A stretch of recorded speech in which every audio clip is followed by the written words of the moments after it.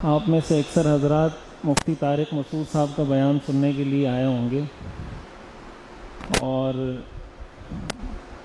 آپ کو ظاہر ہے چونک گئے ہوں گے ممبر پہ کسی اور کو بیٹھے دیکھ کر، لیکن وہ سفر پر ہیں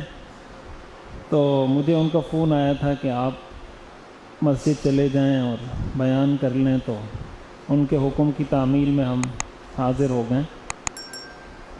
تو ان کی طرح وہ دلچسپ اور چٹکلوں سے بھرا بیان تو شاید مشکل ہی ہم کر سکیں۔ کوشش کریں گے جو کچھ کام کی باتیں،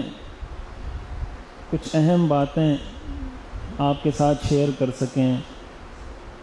کچھ سمجھ سکیں، کچھ سن سکیں، اور پھر اللہ تعالی ہم سب کو اس پر عمل کرنے کی توفیق عطا فرمائے۔ قرآن کریم میں اللہ تعالیٰ ارشاد فرماتے ہیں وَكَذَلِكَ جَعَلْنَاكُمْ أُمَّةً وَسَطًا، ہم نے تم کو درمیانی امت بنایا ہے، معتدل بیلنس امت بنایا ہے۔ اس کے بہت سے معنی ہیں، بہت سی تفسیریں کی گئی ہیں، لیکن اس کا ایک اہم مفہوم یہ ہے کہ اسلام کے مزاج کے اندر نہ تو بہت زیادہ سختی ہے اور نہ ہی اسلام کے مزاج میں بہت زیادہ نرمی ہے۔ اسلام نہ تو یہ کہتا ہے کہ بالکل نرم ہو جاؤ، اور اسلام نہ یہ کہتا ہے کہ بالکل سخت ہو جاؤ، کڑک ہو جاؤ بالکل، بلکہ اس کے درمیان ایک بیلنس، ایک اعتدال کا راستہ اسلام انسانیت کو سکھاتا ہے، اور یہ انسان کی فطرت ہے۔ قرآن کریم میں اللہ تعالیٰ نے اسلام کو دین فطرت قرار دیا ہے۔ فطرت کا مطلب ہوتا ہے کہ انسان اپنی خلقت کی بنا پر، جو اللہ نے اس کو باڈی دی ہے، جو اس کے احساسات ہیں، جو اس کے جذبات ہیں، جو اس کی فیلنگز ہیں، ان کی بنا پر اگر اس کو آزاد چھوڑ دیا جائے تو وہ کس چیز کو پسند کرے گا، کس چیز کو ناپسند کرے گا، کس چیز کو قبول کرے گا، کس چیز کو رد کرے گا۔ فطرت سے مراد فطرت سلیمہ ہے۔ بعض اوقات انسان کی فطرت مسخ ہو جاتی ہے۔ جب انسان کسی غلط کام میں پڑتا ہے نا، ایک آدمی اگر شراب پی رہا ہے اور مسلسل پیتا جا رہا ہے اور اس کا عادی ہو چکا ہے، تو شراب پھر اس کو بری نہیں لگتی، اس کو اچھی لگتی ہے، لیکن شراب کا اس کو اچھا لگنا یہ اس کی فطرت کا تقاضا نہیں ہے، یہ اس کے اس برے عمل کی وجہ سے اس کی فطرت مسخ ہوتی جا رہی ہے۔ حدیث میں آتا ہے نا کہ انسان جب گناہ کرتا ہے تو اس کے دل پر ایک سیاہ دھبا لگا دیا جاتا ہے۔ وہ سیاہ دھبا یہی ہوتا ہے کہ انسان کی فطرت گناہوں کی وجہ سے مسخ ہونا شروع ہو جاتی ہے، پھر اس کو اچھے کام اچھے نہیں لگتے اور برے کام اس کو اچھے لگتے ہیں۔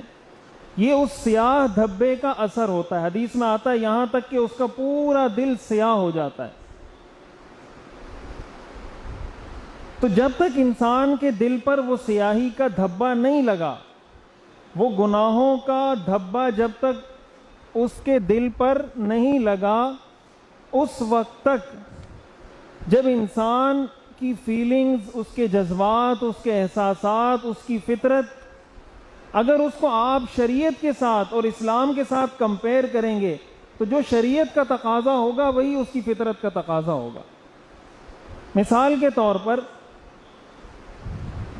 شریعت ہمیں سکھاتی ہے، اسلام ہمیں تعلیم دیتا ہے کہ والدین کا ادب کرنا ہے،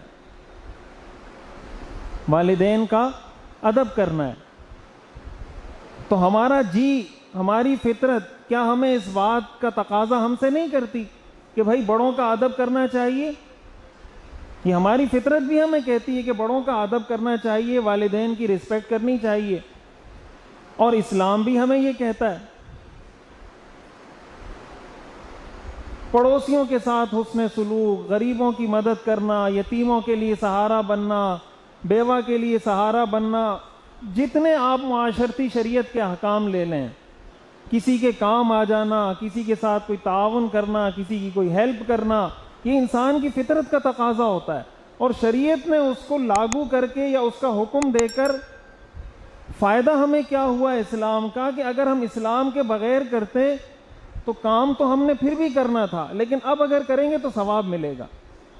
اب اگر کریں گے تو ہماری دنیا بھی بن جائے گی، آخرت بھی بن جائے گی۔ تو وہی کام کہ والدین کی رسپیکٹ اگر کوئی مسلمان نہیں ہے اس نے بھی کرنی ہے، پڑوسیوں کے ساتھ حسن سلوک اگر کوئی مسلمان نہیں ہے وہ بھی چاہتا ہے، اگر وہ نہیں بھی کرتا ہوگا تو آپ اگر اس سے پوچھیں گے کہ بھائی پڑوسیوں کو ستانا اچھی بات ہے یا پڑوسیوں کے ساتھ حسن سلوک کرنا اچھی بات ہے، تو اس کا جواب آگے سے یہی ہوگا کہ پڑوسیوں کے ساتھ حسن سلوک کرنا اچھی بات ہے۔ فرق کیا ہے کہ اگر کوئی مسلمان ہے تو اس کو ان سارے کاموں پر ثواب مل رہا ہے، اجر مل رہا ہے، اور وہ اجر دنیا کا بھی ہے، وہ اجر آخرت کا بھی ہے۔ اور اگر کوئی کافر، کوئی غیر مسلم یہ عمل کر رہا ہے تو اس کو دنیا میں تو اس کا اجر ملے گا، دنیا میں تو اس کا بدلہ اس کو ملے گا، لیکن آخرت میں اس کو اس کا کوئی بدلہ اس عمل کا نہیں ملے گا۔ یہ مطلب ہے اسلام کے دین فطرت ہونے کا۔